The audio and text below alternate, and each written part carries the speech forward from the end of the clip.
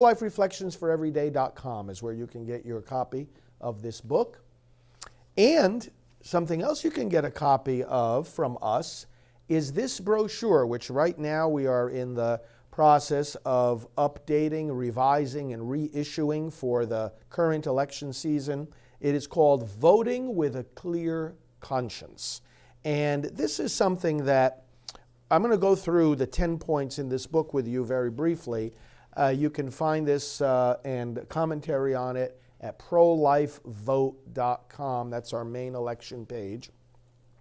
But just the title should tell us something right away. Voting with a clear conscience. Something that we do with a clear conscience or with a guilty conscience is a moral activity, right? It's an activity that we choose to do or not to do, that we choose to do the right way or the wrong way. So as soon as we say voting with a clear conscience, we're acknowledging that the act of voting is a moral act. It has moral dimensions. It's a human choice. And therefore, it has something to do with morality. We don't say doing things that we do automatically with a clear conscience. You know, we don't talk about digesting our food with a clear conscience or our heart beating with a clear conscience. These things happen. The body does these things automatically. It's not a choice that we make to do them. But when it comes to voting, we are making a conscious, deliberate decision between two or more options.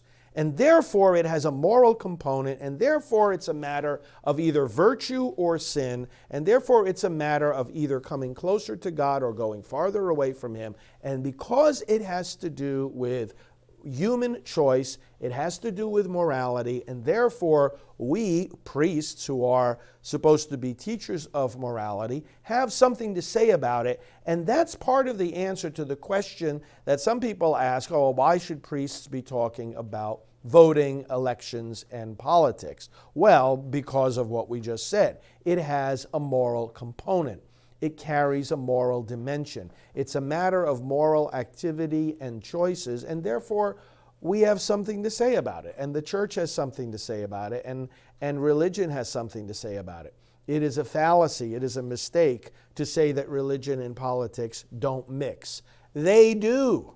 They do. They mix very, very strongly and integrally when it comes to human choices in the political arena. Of course, religion and politics mix, unless you want religion to be disconnected from daily life. Is that what it's supposed to be? Oh, yes, Lord, we follow you, but except for these portions of our life where we just, Lord, just never mind about these sections of our life. We're just going to block them out from anything having to do with you or your word or what is right or what is wrong or what you command us or what you want us to do in this life or how we come close to you or virtue or sin.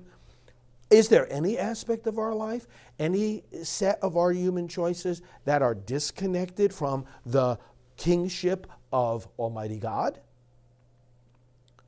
If not, then let's stop saying that religion and politics don't mix. If not, then let's stop saying that priests shouldn't talk about politics.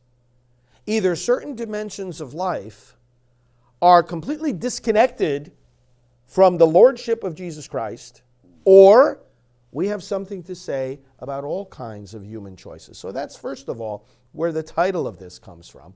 Voting with a clear conscience, voting in such a way that we know that we've pleased God, we know that at least we've tried to please Him, we've tried to do what is good, and we've tried to do what is good for all our brothers and sisters around us.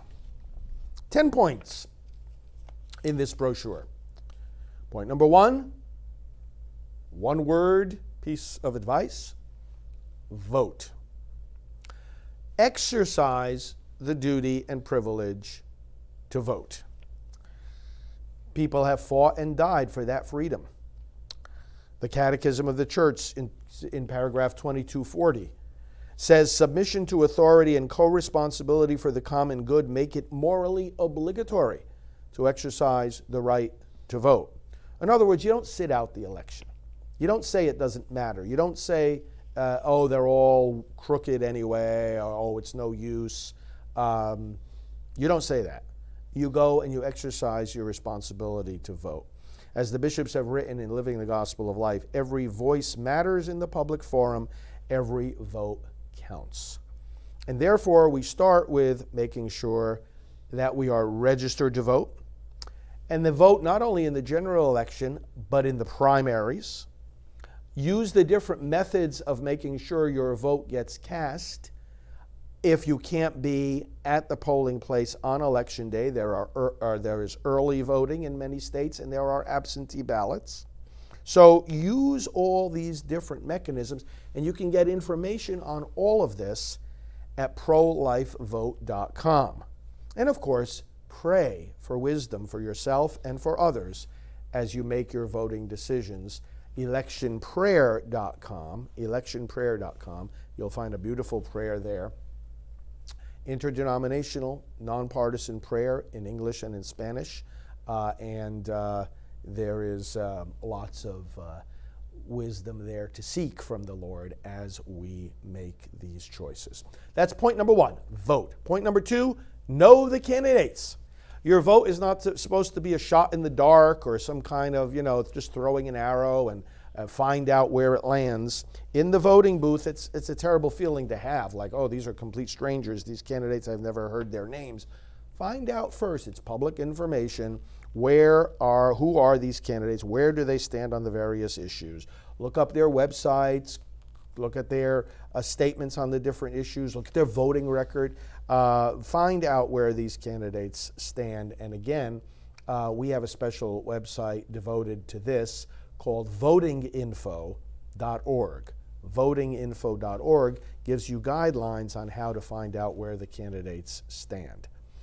The third point here about voting with a clear conscience, reject the disqualified. If a candidate came to you and said, I support terrorism, would you consider voting for that person?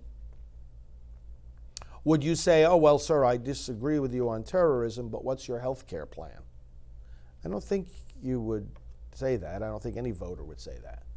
You realize that certain positions that they take or might take are so radically inconsistent with the whole idea of public service that taking those positions disqualifies them from any consideration for public service. You wouldn't vote for somebody who supports terrorism, no matter how good their positions are on other issues, right? You start by rejecting the disqualified. My brothers and sisters, how is an act of violence that tears a baby to shreds any better than an act of violence that tears an adult to shreds? How is it morally different? Exactly how is abortion any better than terrorism? It's not. It is not. It is the destruction, the violent destruction of an innocent human being. Deliberate, violent destruction. So what I'm saying is this.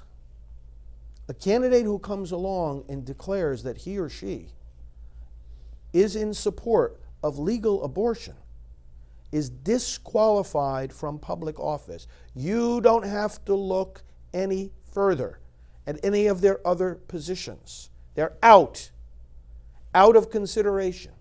They have disqualified themselves morally from even being considered for a vote.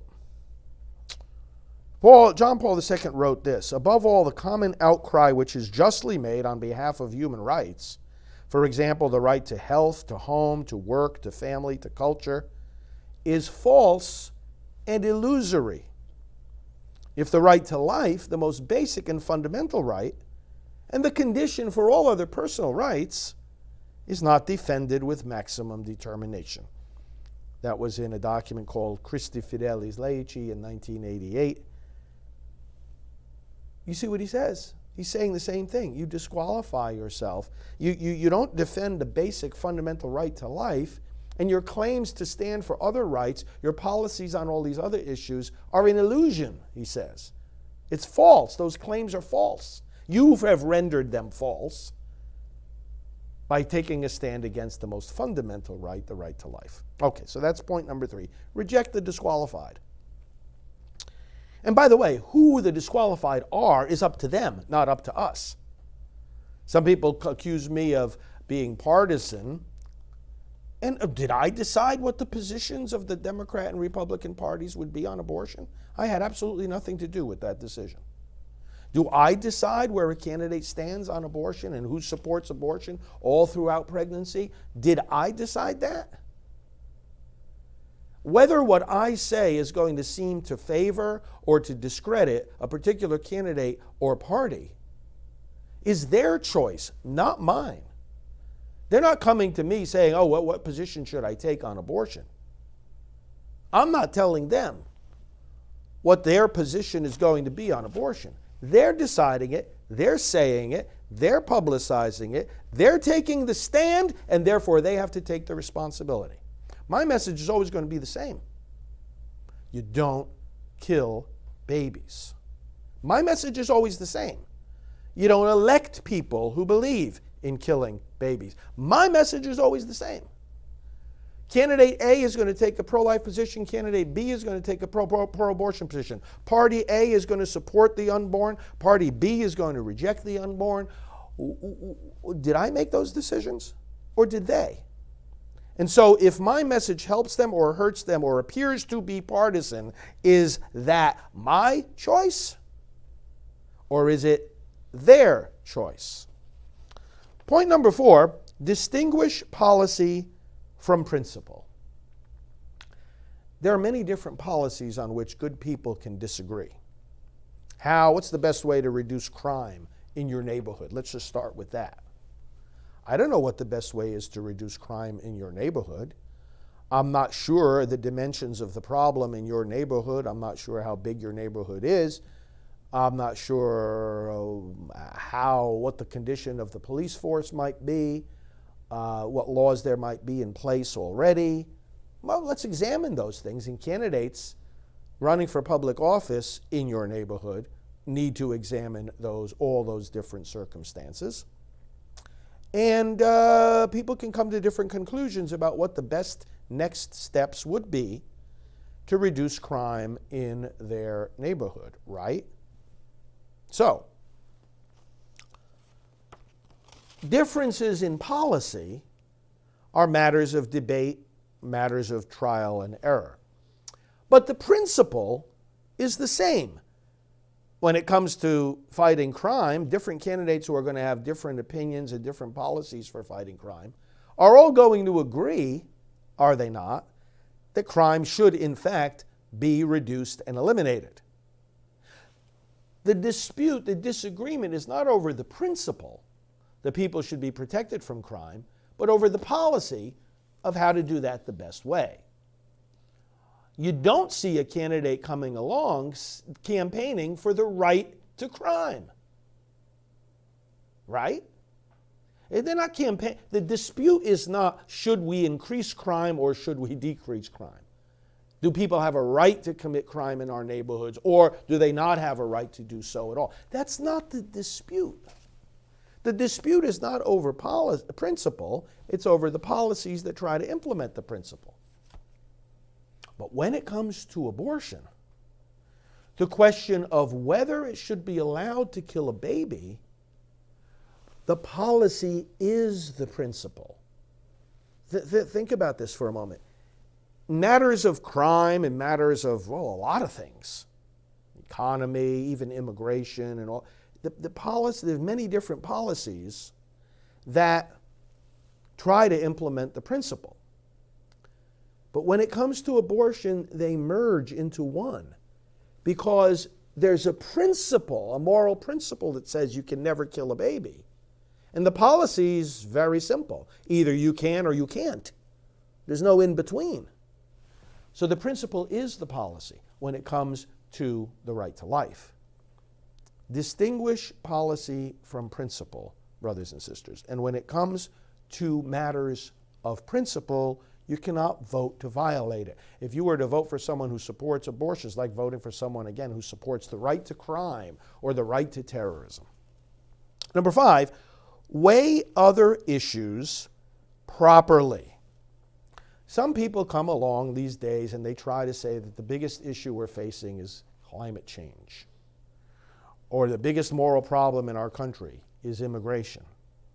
It's not. And it's not. The biggest problem we're facing is abortion. Nothing takes more human life. No right is more fundamental than the right that abortion attacks. Without life, you don't have anything at all. These are the most innocent, the most defenseless, the poorest of the poor, the most marginalized, and nothing is taking more life than abortion. As for those, for example, who will dismiss our arguments about abortion and talk about the crisis at the border and the problem of immigration, well, of course, immigration is an important issue, it's an important problem. But would you please let me know, because I am totally unaware of any clinics that exist around this country by which 3,000 immigrants are being beheaded and dismembered every day. Have you heard any of that? There are hundreds of clinics right now in America, on the other hand, that every day are dismembering and decapitating, shredding and throwing in the garbage 3,000 babies. You think there's a bigger problem than that? I'd like to hear it. Immigration is an important issue. The immigrants are our brothers and sisters. They are human beings. But last time I checked, it is not the policy in the United States of America to legally dismember and behead and shred apart and throw in the garbage 3,000 people a day, killing them, murdering them, and throwing them in the garbage. If you hear anything about that, please let me know. Weigh other issues properly.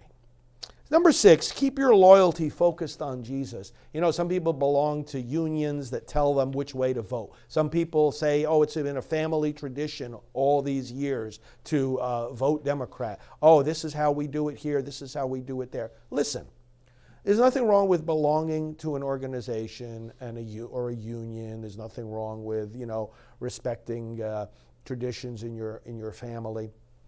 Nothing wrong with belonging to a political party. But all of these loyalties have to be subject to your loyalty to Jesus Christ. You always have to be evaluating and reevaluating, because if something is being told to you within your family, oh, you have to do this because we've always done it in this family, or oh, the union is telling you have to vote this way, not if it contradicts your loyalty to Jesus. Your loyalty to Jesus has to be first.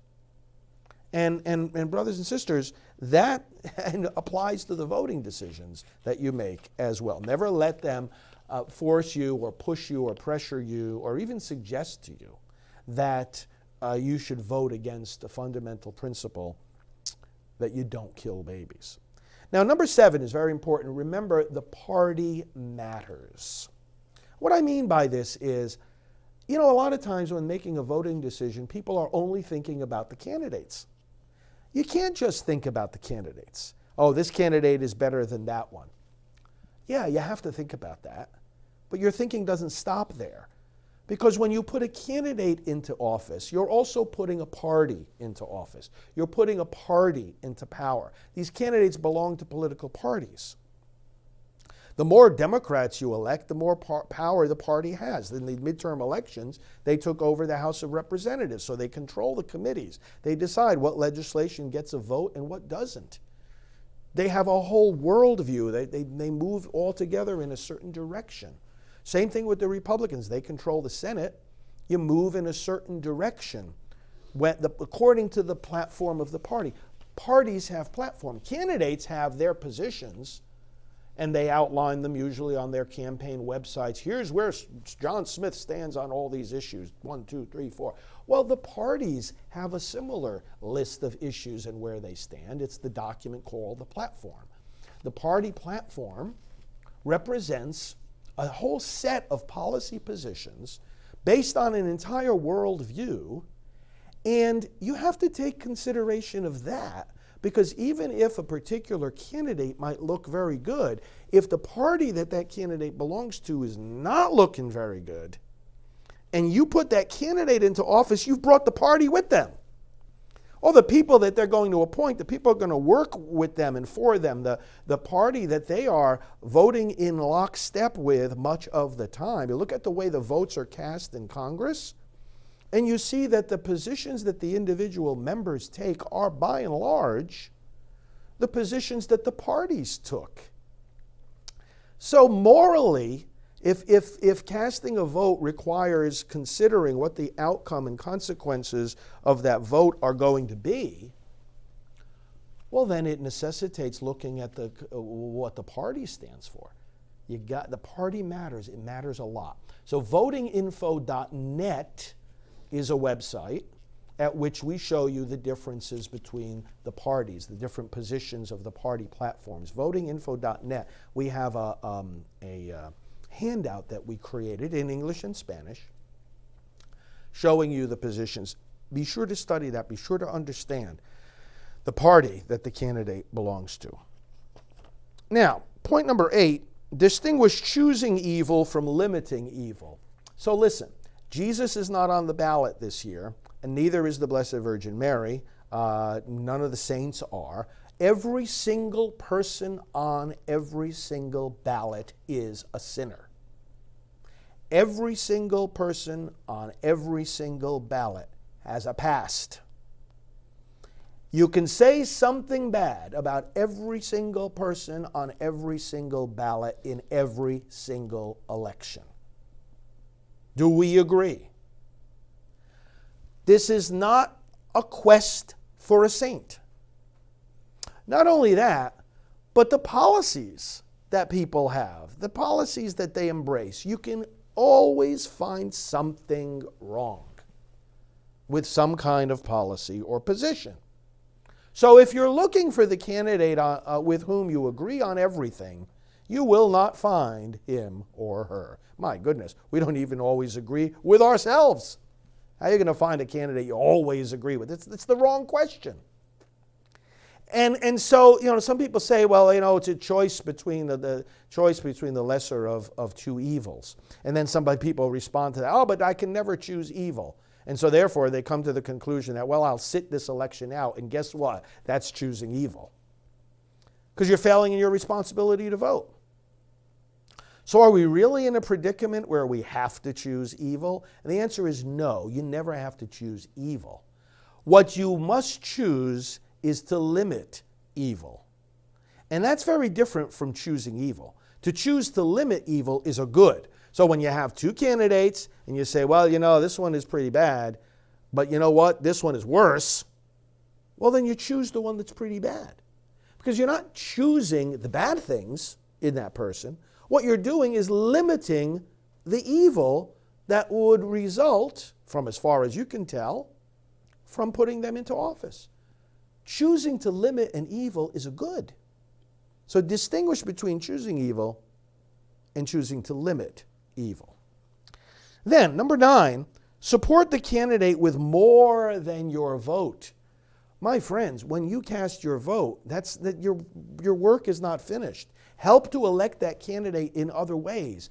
Give the person name recognition. Let other people know about the candidate's positions. Volunteer for the campaign. Put up yard signs. Distribute bumper stickers and pins and make phone calls for the candidate. There's a lot of different ways that you can support the right candidate, not just voting for them. Get other people to vote for them, and so on and so forth. Again, a lot of recommendations at prolifevote.com. And then number 10, mobilize as many other voters as possible. That kind of flows from number 9. And one of the principles I always articulate here is the principle of the low-hanging fruit. If you it's a numbers game, really, brothers and sisters. What's counted at the end of the day on election night is the number of votes actually cast. Not opinion polls, not the number of dollars spent. The number of votes cast is what gets counted.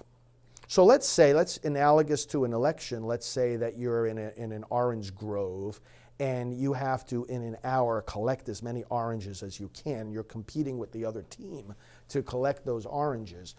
You're not going to climb to the top of the tree to get the oranges that are way out of reach. All that time you take climbing could be spent picking oranges that are hanging lower. You run around and you grab the ones that are closest within reach first. The principle of the low-hanging fruit. Same thing with voting. There are a lot of people who already agree with you. And you get the ones who already agree. You get the ones who already agree and remind them to vote, make sure they're registered to vote, give them the information about who the candidates are that should be supported, get the low-hanging fruit, and mobilize as many people as you can. So my friends, these are the 10 points in this brochure, Voting with a Clear Conscience. Look it up at prolifevote.com. And as I say, we'll be issuing this, we'll be spreading this all over the nation, and we need you to help us too. Final point I'll make, prolifevolunteer.com. We need your help in this election season. Would you sign up at prolifevolunteer.com, and we'll let you know what you can do. You just let us know how much you can do, and we'll work together. So thank you, friends, for listening. We're remembering you in our prayers, and we will be talking with you again later. God bless you in the name of the Father, and of the Son, and of the Holy Spirit. Amen. Father Frank Pavone here of Priests for Life. Hello, I'm Evangelist Alvy King with a very important message regarding the upcoming elections.